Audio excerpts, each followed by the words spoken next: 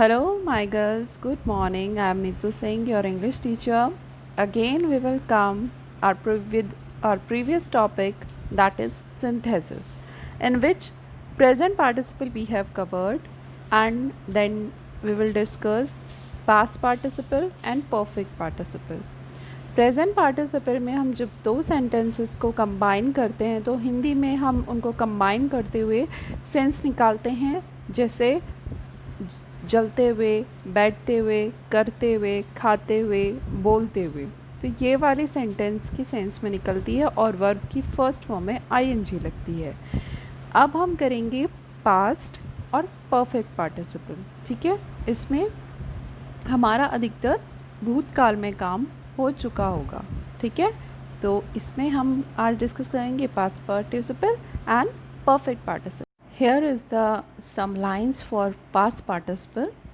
जब कोई कार्य past tense में होकर एडजेक्टिव का कार्य करे, अर्थात किसी नाउन की विशेषता बताए, तब वह past participle होता है। यानी सेंटेंस आपका past tense में होगा और उसमें कोई ना कोई क्वालिटी या एडजेक्टिव पे फोकस किया गया होगा। यह अधिकतर ट्रांजिटिव वर्ब का ही बनता है। ट्रांजिटिव वर्ब होती है जिसमें वर्ब का असर आने वाले ऑब्जेक्ट पर पड़े, वो ट्रांजिटिव वर्ब होती है। इसकी अपोजिट होती है इनट्रांजिटिव वर्ब।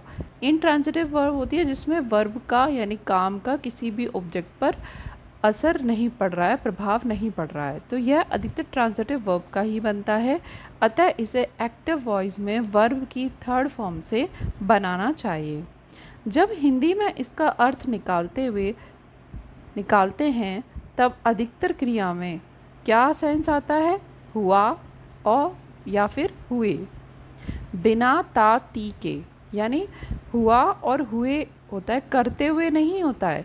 कि जैसे जलते हुए तो होता है प्रेजेंट पार्टिसिपल में, जला हुआ क्या हुआ? Past participle. डिफरेंस समझिएगा कि उसमें ते वर्ड नहीं आएगा, उसमें काम है वो हो चुका है, क्योंकि जलते हुए तो वो उस टाइम प्रेजेंटली जल रहा है, और जले हुए यानी वो जल चुका है, यानी पास्ट हो चुका है, इसीलिए उसमें हुआ या हुए सेंस आता है। जैसे थका हुआ सिपाही, जख्मी हुए पक्षी। ओके, एग्जाम्पल से समझिए आप। सेपरेट सेंटेंसेस हैं दो। The ship was burned, the people saw it. जहाज जल गया, लोगों ने इसे देखा। बर्न यानी होता है जलना, द पीपल सॉ इट, लोगों ने इसे देखा। ठीक है, अब इनको हमने हिंदी निकाली कि जहाज जल गया, लोगों ने इसे देखा। तो जहाज जल चुका है, जल नहीं रहा है। ठीक है, यानी वर्तमान में काम नहीं हो रहा है, वो जल चुका है, पास्ट हो चुका है। तो कंबाइन करेंगे हम, लोगों ने जले हुए जहाज को देखा, या फिर जहाज के जो जलने का कार्य है लोगों के देखने से पूर्व हो गया है, यानी पास्ट में काम हो गया है। तो इसका हम बनाएंगे the people saw the burned ship. इसमें कौन सी यूज़ हुई है फॉर्म? थर्ड फॉर्म यूज़ हुई है, कहाँ पर? बर्न्ट में। ठीक है, the people saw the burned ship. Okay,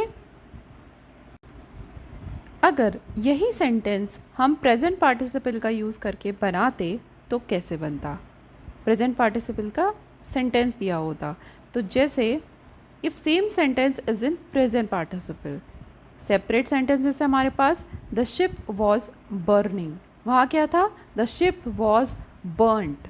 ठीक है, बर्न्ड थर्ड फॉर्म यानी जल चुका था, बर्निंग यानी वो जल रहा है। द पीपल सॉ इट, लोगों ने इसे देखा। कंबाइन कैसे किया हमने इसे? लोगों ने जलते हुए जहाज को देखा, क्योंकि वो प्रेजेंटली जल रहा है। The people saw the burning ship. अब आपको डिफरेंस समझ में आया होगा कि प्रेजेंट पार्टिसिपल में कोई काम हमारा चल रहा होता है, वही काम करते हुए हम दूसरा काम उसमें जोड़ देते हैं, और पास्ट पार्टिसिपल में वो काम हो चुका होता है, उसके बाद दूसरा काम शुरू होता है, तब हम उसको कंबाइन करते हैं। Okay, let's take some more examples. The traveler was tired. He sat in the shade of a tree. Traveler means यात्री, tired means थका हुआ।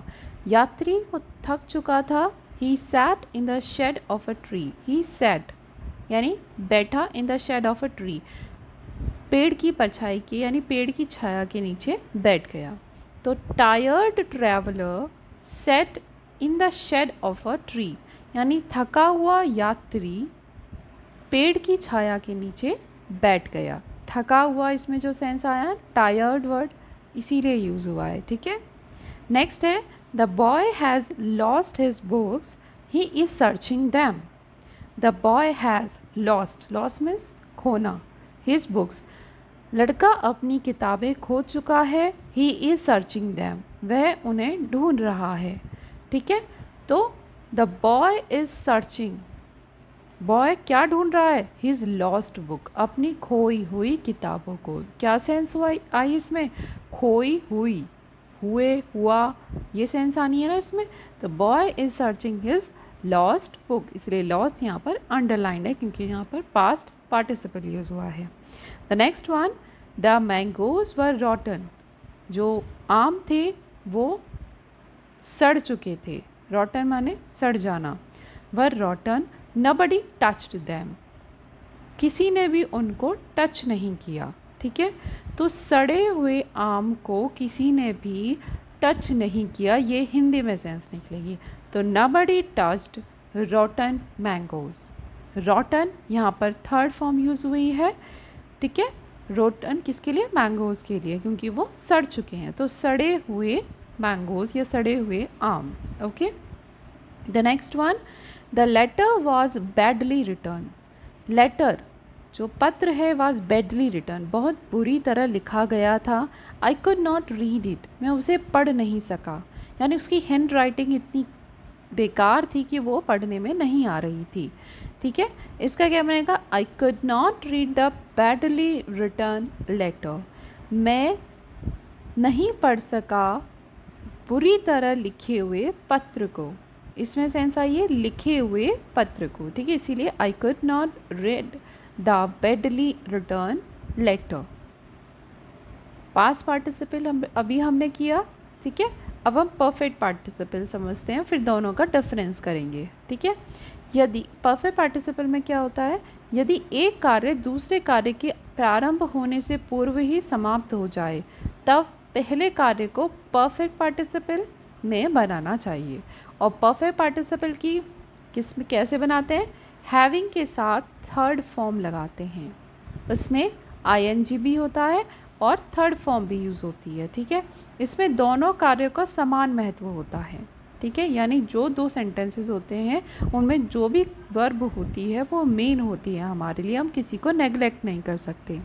इसे एक्टिव वॉइस में हैविंग प्लस थर्ड फॉर्म से और पैसिव वॉइस में having been plus third form से बनाना चाहिए. ठीक है.